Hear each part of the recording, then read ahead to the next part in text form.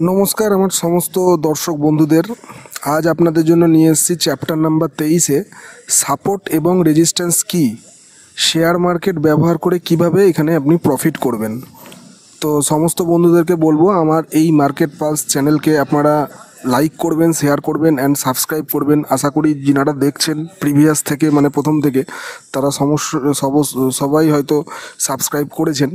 তো আগামী দিনে আপনারাও পারলে শেয়ার করবেন, সবাইকে দেখতে দেওয়ার বা শুনতে দেওয়ার সুযোগ করে দিবেন। সবাই যেন নলেজ গ্যাদার করতে পারে, ইভেন যেন নিজেই শেয়ার মার্কেটটিকে শিখতে পারে। তো আসুন আমরা যাই চ্যাপ্টার নাম্বার 23-এ কিভাবে করব, কিভাবে বোঝাবো। আপনারা অবশ্যই পারলে খাতা পেন ইউজ করবেন। চলুন এবার দেখা যাক। বলি তাহলে আজকে আমরা শেয়ার মার্কেটের একটি খুব গুরুত্বপূর্ণ বিষয় নিয়ে আলোচনা করব, আর সেটি হলো সাপোর্ট এবং রেজিস্ট্যান্স। আপনি যদি নতুন হন বা ট্রেডিং শিখছেন তাহলে এই ভিডিওটি আপনার জন্য খুবই উপকারী হবে। ভিডিওটি শেষ পর্যন্ত দেখুন, কারণ শেষে আমি দেব কিছু প্র্যাকটিক্যাল টিপস। ভিডিওটি শেষ পর্যন্ত দেখবেন, কারণ আজ আপনি শিখবেন এমন কিছু বিষয় যা আপনার ইনভেস্টমেন্ট জীবনে গেম চেঞ্জার হতে পারে। চলুন আমরা জানি আজকে সাপোর্ট কি। দেখুন আপনারা আপনাদের ডান পাশে একটা ছবি দেওয়া হলো, সেই ছবিতে সাপোর্ট লেভেল ড্র করা আছে। তো সাপোর্ট হলো এমন একটি দামের স্তর বা লেভেল যেখানে একটি স্টক বারবার পরে এসে থেমে যায় বা রিভার্স করে উপরের দিকে যায়। কেন এমন হয়? কারণ সাপোর্ট এমন একটি পয়েন্ট যেখানে এসে অনেক বায়ার্স যারা ক্রেতা হয় স্টকটি কেনার জন্য ইন্টারেস্ট দেখায়, অর্থাৎ তখন ডিম্যান্ড বেড়ে যায়। ওটা একটা ডিম্যান্ড জোন বলতে পারেন আপনি। তো সেখানে আপনি পয়েন্ট মানে লেভেল লাগিয়ে রাখতে পারেন যেখানে বারে আসছে, আবার উপরে উঠছে, বা ওইখানে থেমে কিছুক্ষণ হোল্ড করে আবার উপরে উঠছে। তো সেক্ষেত্রে এটা একটা সাপোর্ট লেভেল ধরা যেতে পারে। তো উদাহরণস্বরূপ ধরেন একটি স্টক যখন 200 টাকায় বারবার এসে পড়ে, তো সেটা হলো 200 টাকার আপনার সাপোর্ট জোন। তো সেক্ষেত্রে আপনি সেখান থেকে যদি আবার উপরের দিকে যায় তো শর্ট টাইমের জন্য আপনি কিছু ক্যাপিটাল গেইন করতে পারেন। তো হয়তো কিছু 2% 5% বা যাই হোক না কেন। তো এই সাপোর্ট জোনটা খুব ইম্পর্টেন্ট জোন, আপনারা ভালো করে ফলো রাখবেন। যে কোনো মানে চার্টে সাপোর্ট জোন দেখে স্টক নির্বাচন করবেন, সেটি কখন উপরে যাবে বা ব্রেক ডাউন হবে কি না। আবার মনে রাখবেন সাপোর্ট ব্রেক হলে কিন্তু দাম আরও নিচে যেতে পারে, সেক্ষেত্রে স্টপ লস কিন্তু অবশ্যই সেট করবেন, এটা কিন্তু খুব গুরুত্বপূর্ণ। সো ভালো করে দেখবেন, চার্ট দেখবেন, অ্যানালাইসিস করবেন। কোনো রকম সমস্যা অসুবিধা হলে কমেন্ট করবেন, আমি সেই রিলেটেড যদি সমস্যা হয় আমি আবার নতুন করে আপনাদের ভিডিও তৈরি করে দেব বা আমি রিপ্লাই করব। এবার বলি রেজিস্ট্যান্স কি। ভালো করে শুনবেন, বারবার বলছি নোট ডাউন করবেন, না হলে বারবার ভিডিওটি দেখবেন, পুরোটা দেখবেন, আরও বেশি শিখতে পারবেন। তো রেজিস্ট্যান্স হলো এমন একটি দাম যেখানে এসে একটি স্টক বারবার আটকে যায় বা সেখান থেকে আবার ডাউন মুভ হয়।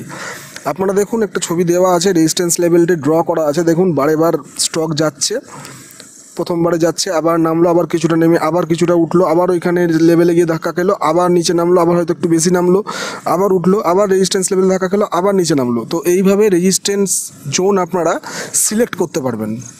সো রেজিস্ট্যান্স জোন কিন্তু খুব গুরুত্বপূর্ণ। রেজিস্ট্যান্স জোন যদি ব্রেক করে তাহলে সেই স্টক কিন্তু আরও উপরের দিকে যাওয়ার চেষ্টা করে। তো আপনারা এটা একটু ভালো করে ড্র করবেন, দেখবেন। উদাহরণস্বরূপ ধরেন যেখানে একটি স্টক 500 টাকা পয়েন্ট হয়ে আছে রেজিস্ট্যান্স জোন, তো সেক্ষেত্রে সেখানে যাবে, আবার ম্যাক্সিমাম টাইম আবার নিচের দিকে আসার চেষ্টা করবে। আর যদি একবার ব্রেক হয় তাহলে সেক্ষেত্রে 500 আপ হয়ে যাবে ব্রেক করলে। আর সেখানে সেলারের চাপ বেশি থাকে, যে কারণে বারেবার ওই রেজিস্ট্যান্স লেভেল থেকে মার্কেট ডাউনের দিকে যাওয়ার চেষ্টা করে। তো এখানে রেজিস্ট্যান্স পয়েন্ট এর জন্য জানবেন, কারণ রেজিস্ট্যান্স পয়েন্ট না জানলে আপনি প্রফিট বুক করতে পারবেন না। কোনো স্টক নেওয়ার পর যদি দেখেন যে রেজিস্ট্যান্স জোনে গিয়ে দাঁড়িয়ে গেছে, তো সেখান থেকে ম্যাক্সিমাম টাইম নিচের দিকে আসার চেষ্টা করবে, যদি না ব্রেক করে। তো ম্যাক্সিমাম টাইমে এটা হয়, নিচের দিকে আসার চেষ্টা করে। তো সেক্ষেত্রে আপনারা প্রফিটটা বুক করে নেবেন। তো আবার তখন আপনারা পরে তখন আবার জোন তৈরি করবেন, সাপোর্ট জোন, রেজিস্ট্যান্স জোন, পরপর দেখে তখন আবার এন্ট্রি নেবেন, এক্সিট করবেন। তো সেক্ষেত্রে আপনারা কিন্তু অবশ্যই ভালো করে ভিডিওটি দেখবেন, শিখবেন, পারলে লাইক শেয়ার কমেন্ট করবেন।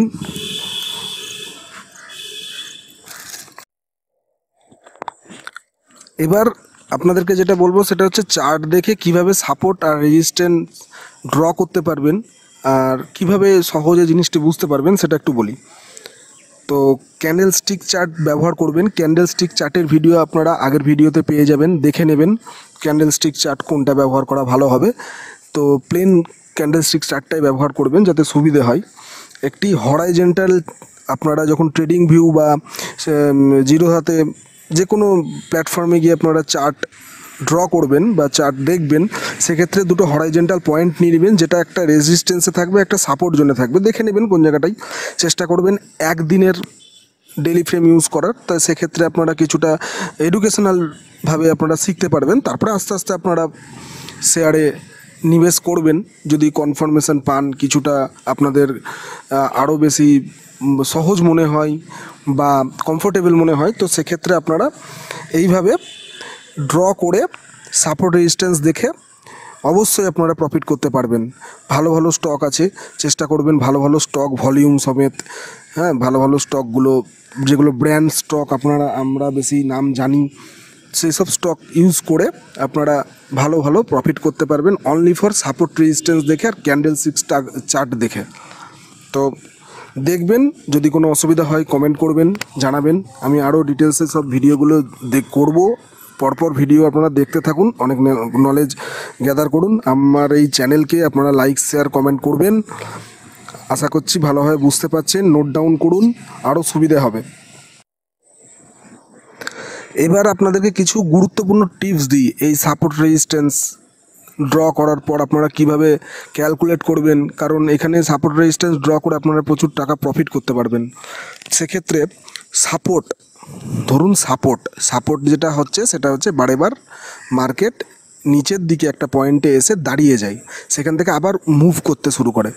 সেক্ষেত্রে যদি সাপোর্ট ব্রেক করে চলে যায়, তো সেখানে আপনার ওই পয়েন্টটা হয়ে যাচ্ছে রেজিস্ট্যান্স পয়েন্ট। কারণ সাপোর্টটা যখন ব্রেক করছে তখন নিচে আর একটা পয়েন্ট নেবে সাপোর্টের, সেখান থেকে আবার ধরুন আপনার যখন মার্কেটটা উঠবে, ঠিক আগের যে সাপোর্ট পয়েন্টটা ছিল সেই সাপোর্ট পয়েন্ট পর্যন্ত উঠবে, দিয়ে আবার মার্কেট নিচে নামবে, দিয়ে আপনার নিচে যে সাপোর্ট পয়েন্টটা তৈরি করবে, তো আগের যে সাপোর্ট পয়েন্টটা ছিল সেটা হয়ে যাবে আপনার রেজিস্ট্যান্স পয়েন্ট। সেক্ষেত্রে আপনারা কিন্তু এগুলো ভবিষ্যতে বিবেচনা করে অবশ্যই ট্রেড করবেন। লং টাইম হোক শর্ট টাইম হোক আপনারা প্রফিট বুক করবেন, এটুকু গ্যারেন্টি দিতে পারি আমি। তবে হ্যাঁ, কিছু কিছু ক্ষেত্রে আপনাদেরকে আমি পুরো 100% অ্যাকুরেসি দিতে পারবো না, কারণ মার্কেট অনেক সময় ভোলাটাইল থাকে। চেষ্টা করবেন ভলিউম দেখে ব্রেকআউট হচ্ছে কিনা বা ব্রেক ডাউন হচ্ছে কিনা সেক্ষেত্রে নির্বাচন করে ভালো করে ট্রেড নেবেন। শুধু লাইন টানলেই কিন্তু হবে না, প্রাইস জোন ধরে চিন্তা করুন, 5-10 টাকার রেঞ্জ ড্র করুন। কিছু কিছু ক্ষেত্রে আরও মোটা টাকার রেঞ্জ ড্র করতে হবে, কারণ কিছু কিছু শেয়ার মোটা টাকার হয়, কিছু কিছু শেয়ার অল্প টাকার হয়। তো সেক্ষেত্রে অল্প টাকার বলে যে খারাপ শেয়ার বা বেশি টাকার বলে যে ভালো শেয়ার সেটা না, এর মধ্যে অনেক ফান্ডামেন্টাল অ্যানালাইসিস আছে। তো আমি আগে আরও টেকনিক্যাল পার্টটা শেষ করে আপনাদেরকে ফান্ডামেন্টাল অ্যানালাইসিসে যখন নিয়ে যাব, তখন আমি আপনাদের আরও বেশি ডিটেলসে জানাবো, যে ক্ষেত্রে আপনাদের আর কোনো অসুবিধা হবে না।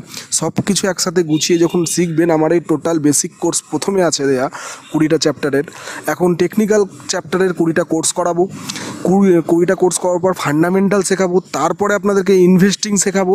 আপনি টোটালটাই দেখার চেষ্টা করবেন সময় করে, প্লেলিস্ট ধরে। তো অনেক রকম নলেজ গ্যাদার করতে পারবেন। আশা করছি আমার এই ভিডিওগুলো দেখলে আপনাদের অনেক কিছু ক্লিয়ার হয়ে যাবে।